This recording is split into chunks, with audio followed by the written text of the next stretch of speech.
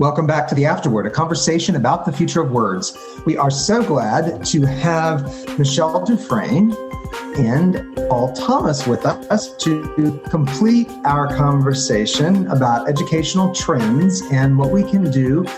I was going to say to gain ground in this school year, but given what Paul said in the last episode, I'm not sure that's the best choice of words now. So what we can do starting from here and going forward. So let's go to this question first. Not all learning is purely academic, and I think you both referenced that in the past episode. There's a phrase, everything I ever needed to know, I learned in kindergarten, right? Robert Fulham's book.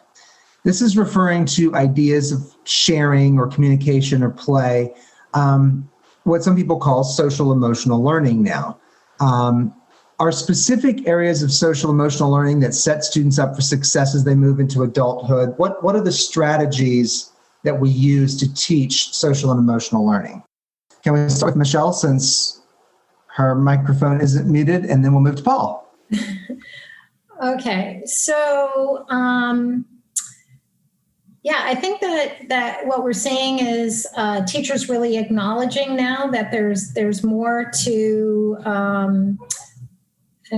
creating healthy and strong learning communities in their classrooms goes beyond the academics, and that they play a role in supporting that,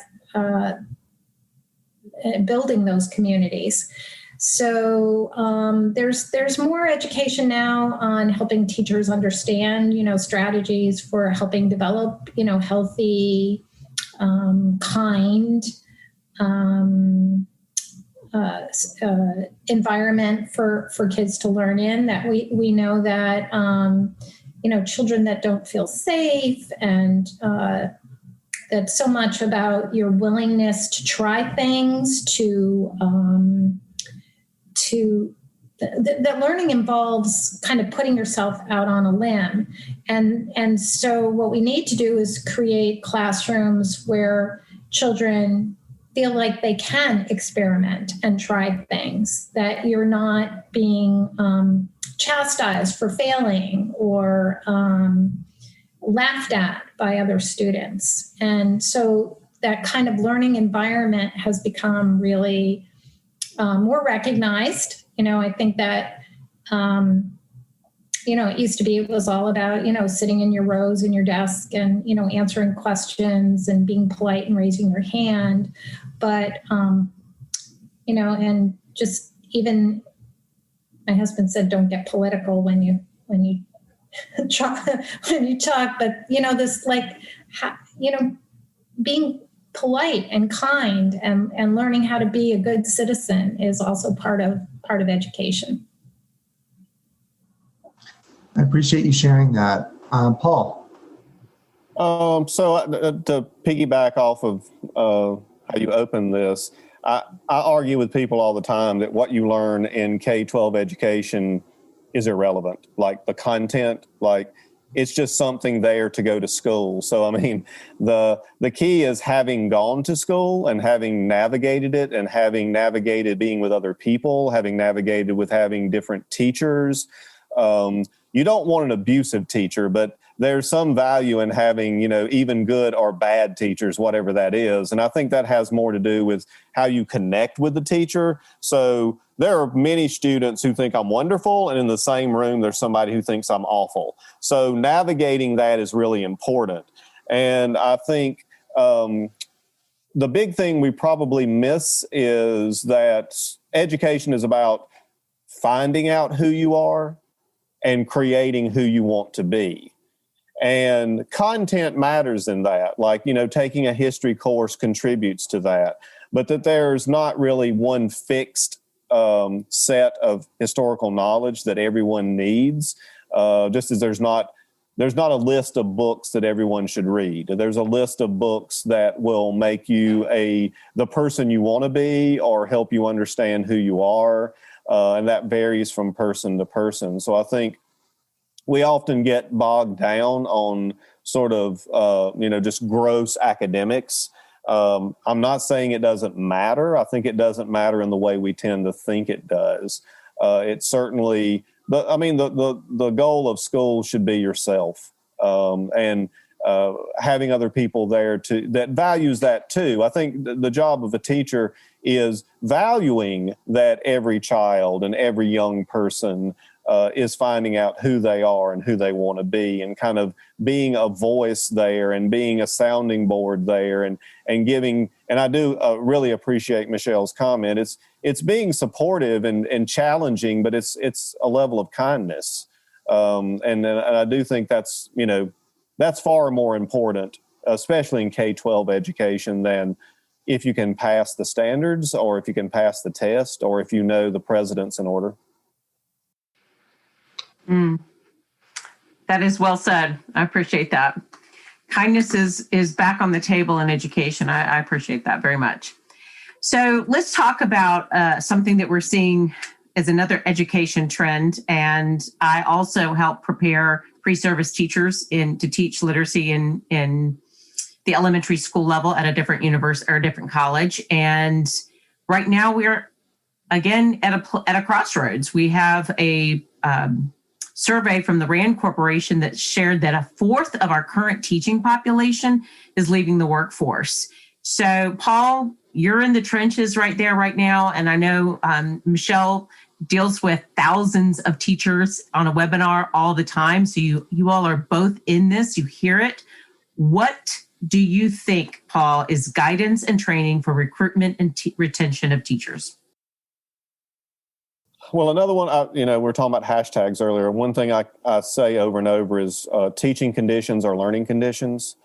And we tend to be pretty hostile toward teachers historically in the United States.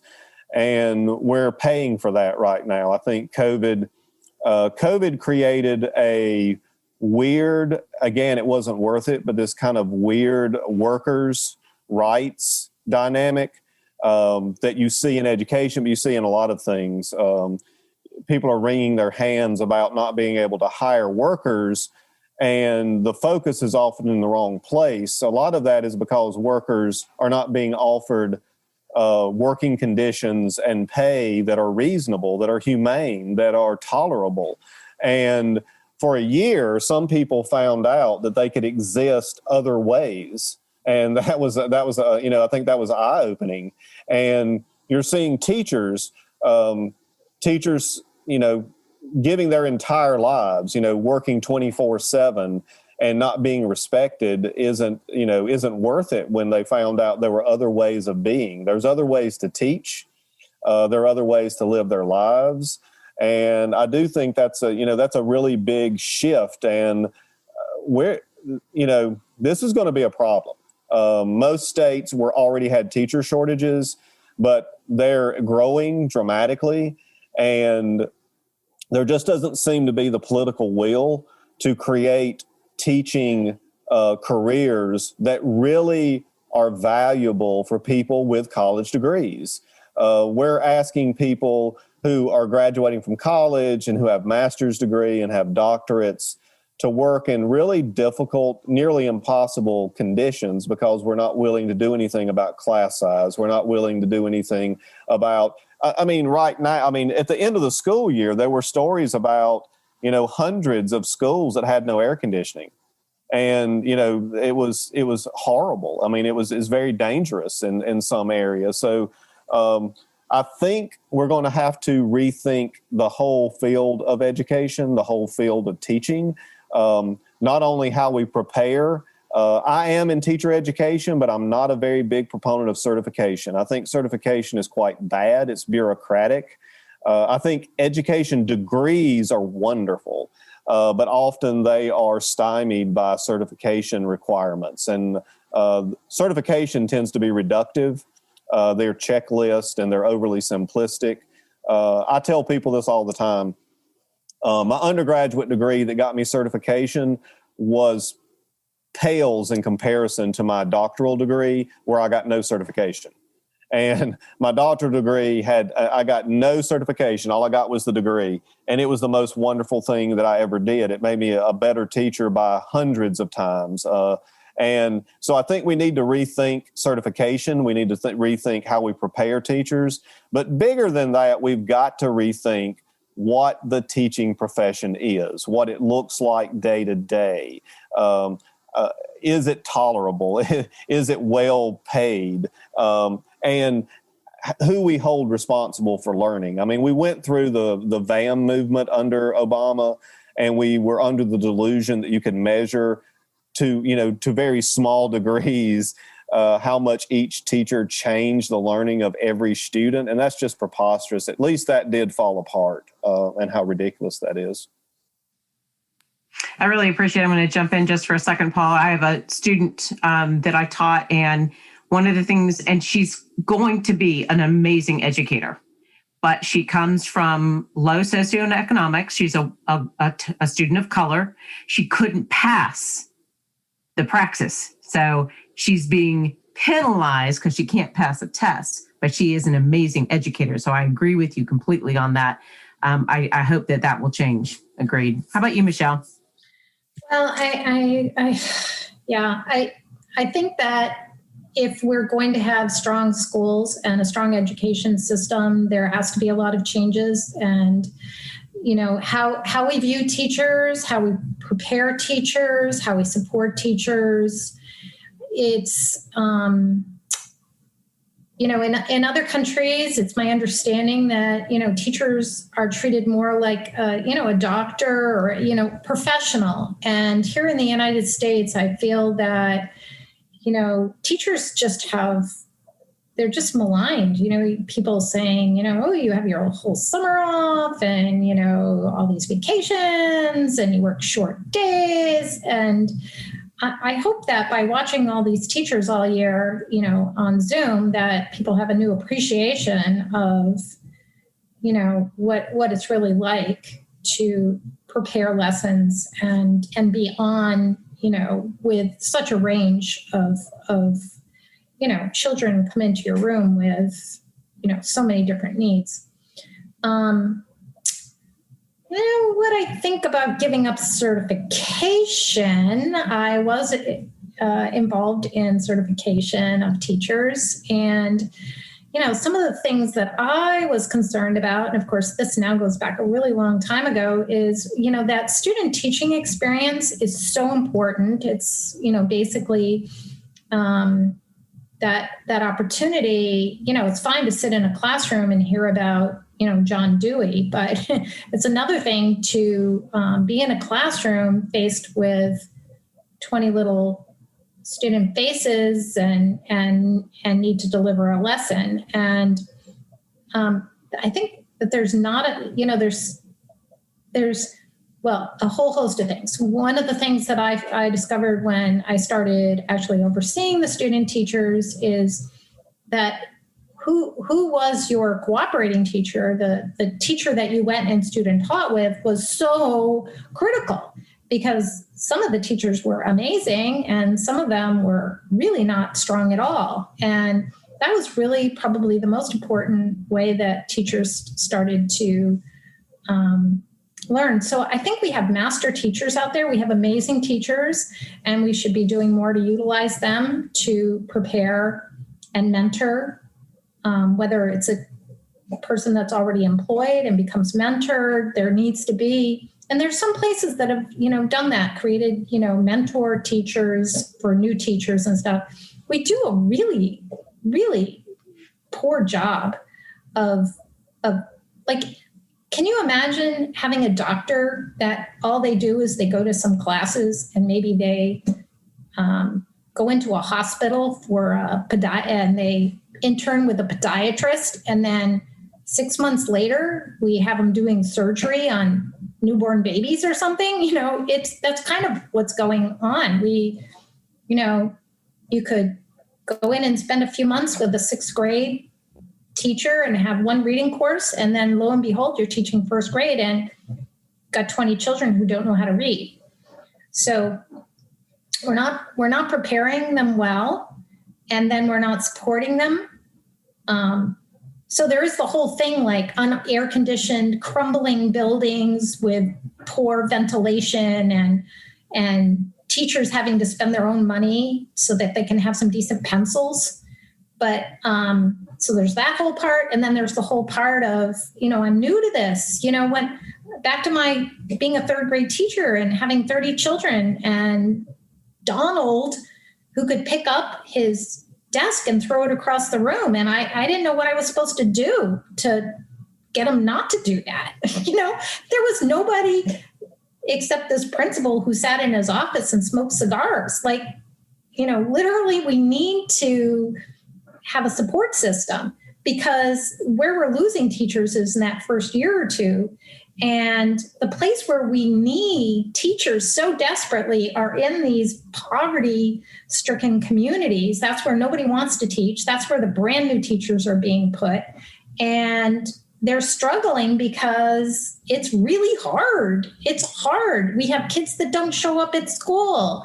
We have, kids that come late, and we have kids that have no structure at home, and nobody's helping them at home. So, and there they are, you just got out of college and you had that one course. And anyway, there's a lot of challenges to be. If anybody is listening that was thinking about being a teacher, I hope I didn't discourage you, because it's really, really the most challenging, exciting, invigorating job I can. It's to watch a kid learn is so amazing.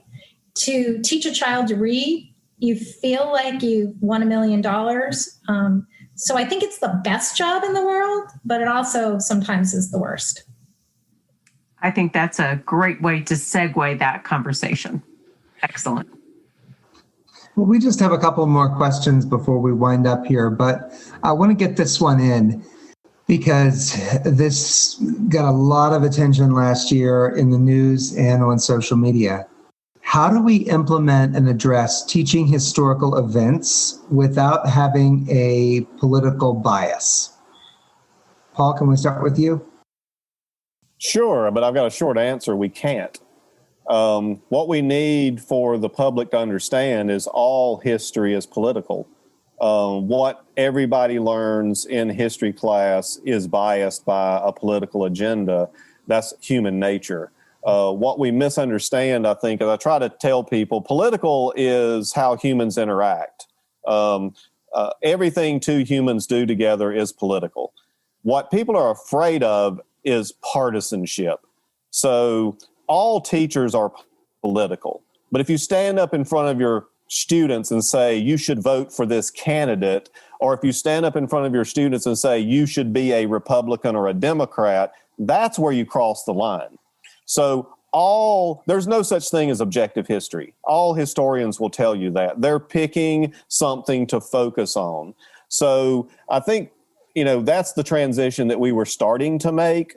I do think the recent attack on how we teach history has moved us backwards. I think that was sort of the 4 Trump years was a move backwards, sometimes a tremendous move backwards. But I'm hoping we'll come out the other side recognizing that something like the 1619 Project is not biased history. It is admitting the focus. So the 1619 Project, as an example, simply says, we're going to forefront slavery.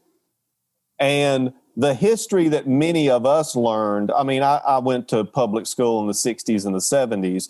The history that I learned forefronted probably the founding fathers as idealistic. Both are versions of history. But they are not, one is not objective and the other one is not biased. They're both versions of history. And I think we have to get a better grip on what we mean by terms like political. We don't want to go into our classrooms and be partisan. I absolutely agree with that 100%. I've never told students to vote for a candidate, although I will talk about people who are elected officials, because I think we have every right to criticize them and analyze them in front of our students. But everything we do is political.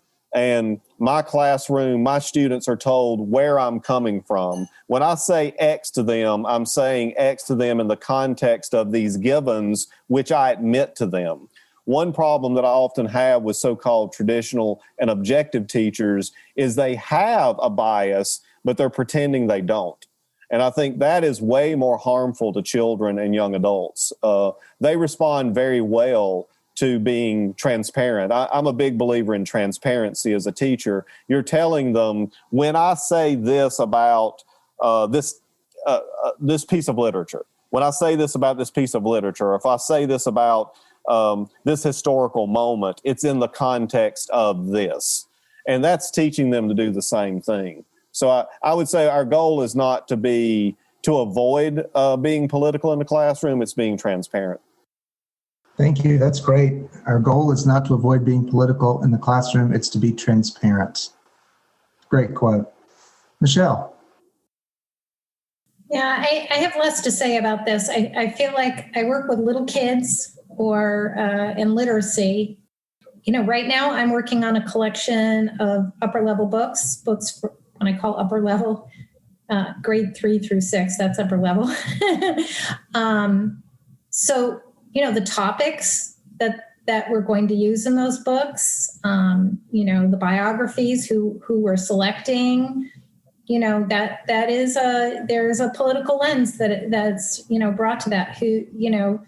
I am definitely impacted by the last few years of what's happened in our country, and I feel strongly that we have a multicultural country, that the children need to read about characters that reflect a diverse community, and they need to learn about people that we wouldn't have they need to know about important people that go beyond George Washington, and it may be people that I've never heard of, that writers bring to me as that have done uplifting and important things. And so that's the sort of, I'm running a company and I'm thinking about the books that we put out. That's where my politics is probably seeping out. But from Paul, I just learned it's okay to be a little political. Again, I just appreciate some of that historical background and thinking well about our words and that authenticity and that vulnerability. So, Michele, I'm going to start with you first on this last question before we hit our signature question. We know that the reading wars, or as I know Paul says in his article, it's not wars, plural, it's one war. The 80s, which attempted to pit theory and literacy against each other, is now being reignited. And Paul mentioned it earlier, this science of reading movement. So help us understand a little bit about the thinking behind this, and what do you believe is a vital component for students? So one of the things that's kind of interesting about when we think about teaching reading, most of us know how to read. And so what we understand about learning to read somehow is impacted by our belief about how we read. And the problem is that, number one, reading is very complex. It's not simple. And I think that we want a simple solution. And because we somehow learned how to read, it almost seems miraculous. One day we couldn't read and then we could read. So we think it's simple. And especially if we're somebody that didn't struggle, we have a theory about how children should read. And the fact that I think that if you're a parent with a child that's struggling to learn how to read or is not a strong reader, you're feeling like the school failed, the teacher failed, and you're looking for a solution. And so there's a real movement again, and it's been coming in waves. It's not the first time. There's been this war. I wanted to say the war was over. And here's the thing. There is no teacher that I know that does not believe that it is important to teach phonics. Yes, part of learning to read is learning to decode words. It is a vision process. And so you need to look at the letters and use those sounds and blend them together. And it is absolutely important. So it's this whole thing going on. It's almost like they're suggesting that we don't, if we're using a balanced approach, that we don't believe that. Well, the whole word balanced means that it's balanced, that we need to be teaching students phonics. I could go on and on about this. I am tired of people that are not experts, that have never taught a child how to read, never taught a struggling reader, telling us how we should teach those children. I am absolutely ready to look at the research and use the research and rethink and learn more, because there is still much to be learned about teaching children. But I am really angry that we could have legislatures passing legislation when they know nothing about the process of teaching.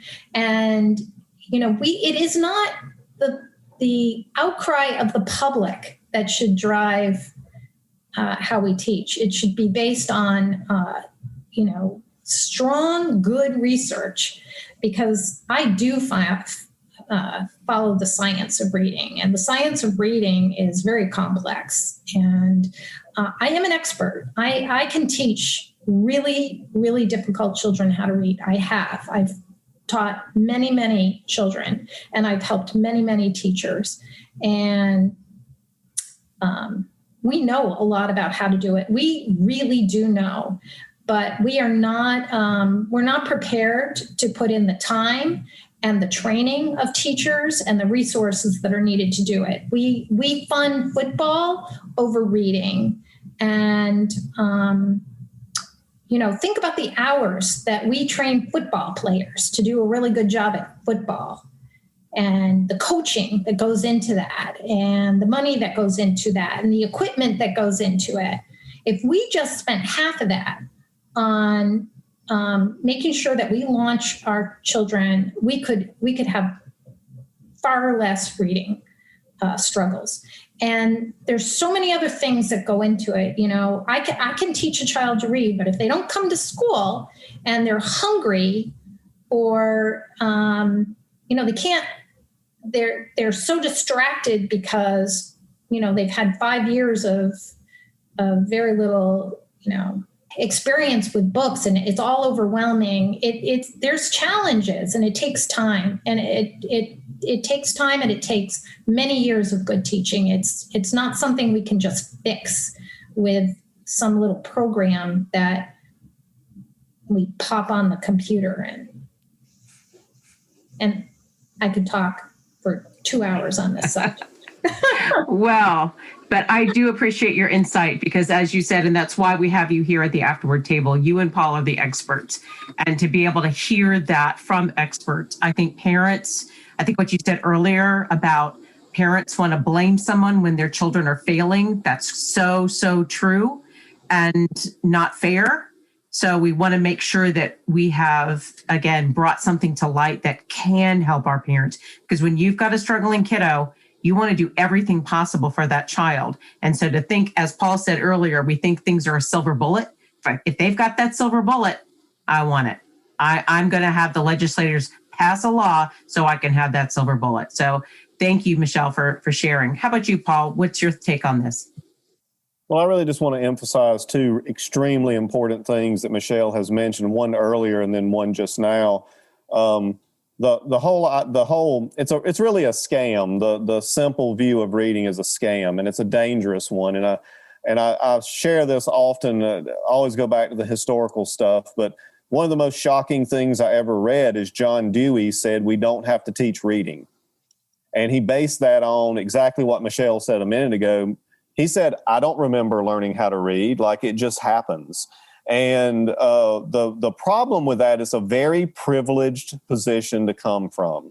I started first grade. I didn't go to kindergarten. I started first grade reading well beyond first grade because of my home life. My mom taught me how to read.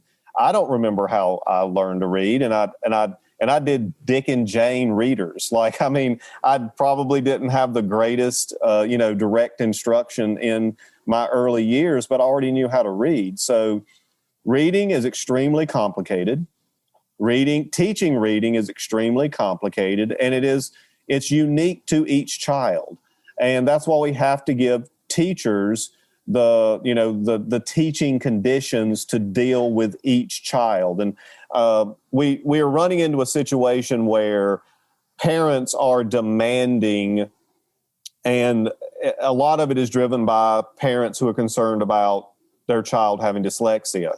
And I just want to emphasize, I have all the compassion in the world for parents who think their children are not being served properly. That there's no excuse for children not being served properly. But the confusion right now, I think, is that we're trying to find ways to treat all children the same, as opposed to admitting that every child has to be taught and given the things that child needs, whether it's actually dyslexia or not. And I think that's where the confusion comes in. And that's why I want to emphasize, Michele said it earlier, but it needs way more time. It's the deficit perspective.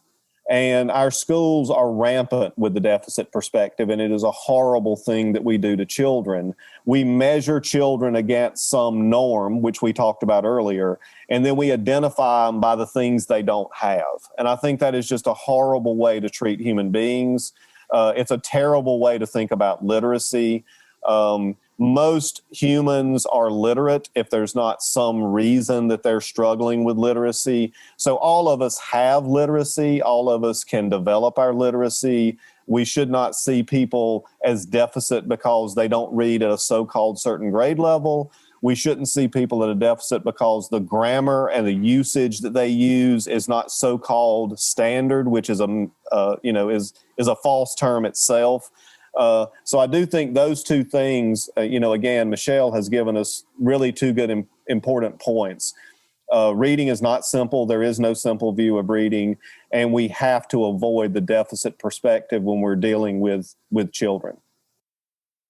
Thank you both so much. This is such a powerful topic, and you're right. We could probably talk about this for a couple hours, which may mean a webinar later on or some other extension of this conversation. But thank you for your insight, for both of you. All right, we have one final question. What's a metaphor to help us understand trends in education? I don't know. Let Paul take that one. Metaphor. Yeah, I hate being a train wreck. I really do think, that may work because we have the wrong, we mentioned this earlier. Michele was talking about this a minute ago. We have conductors who have no business driving the train. And that's the problem with education reform is parents and politicians should not be driving the train. We don't allow teachers and educators to do that. So we are consistently wrecking the train. Sorry for such a graphic metaphor in the heat of the moment, but I think it's the best I've got right now. All right, Michele, can you lift our spirits up a little bit? Okay. Let's be a butterfly, and maybe we're in the pupa stage, or maybe we're those caterpillars that are chewing up all the leaves.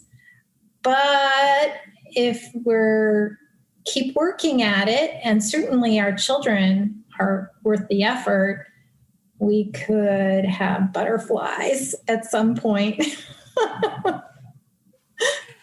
There we go. I love it. That's a stage, right? We have stages. I love that. Very good. Well done, both of you. All right. Well, on Rex and butterflies, we'll drawn into the conversation. But before we go, Michele, where can folks learn more about your work or connect with you? So my company is Pioneer Valley Books. It's pioneervalleybooks.com is our website, and there's all kinds of information there. You can see our books, and our digital reader that I talked about is at Literacy Footprints, literacyfootprints.com. So that's how you can get in touch with me the best. There's all kinds of ways there. Great, thank you. And what about you, Paul? How can people get in touch with you, find out more about what you're doing? My social media would be the best place. I have a blog, Radical Eyes for Equity. Pretty easy to Google that and find it, but I'm also on Twitter. It's PL Thomas EDD. If you go to Twitter and find me, you'll have access to just about everything. I followed you earlier today, as a matter of fact. Thank you. All right. We appreciate everyone who joined us for this conversation, and ask that you consider joining us next week. We're going to be talking about the stories and words behind conspiracy theories with Dr. Jeffrey Dancy and Sarah Gugamos of Tulane University. And so while you are waiting for that episode, we'd love for you to leave us a review, rate us on Apple Podcasts, become a subscriber to the Afterword. It does help us keep the conversations going. And you can always, as we remember to close out this episode with our wonderful guest tonight, you are welcome, and we are thankful for your time. Have a good night.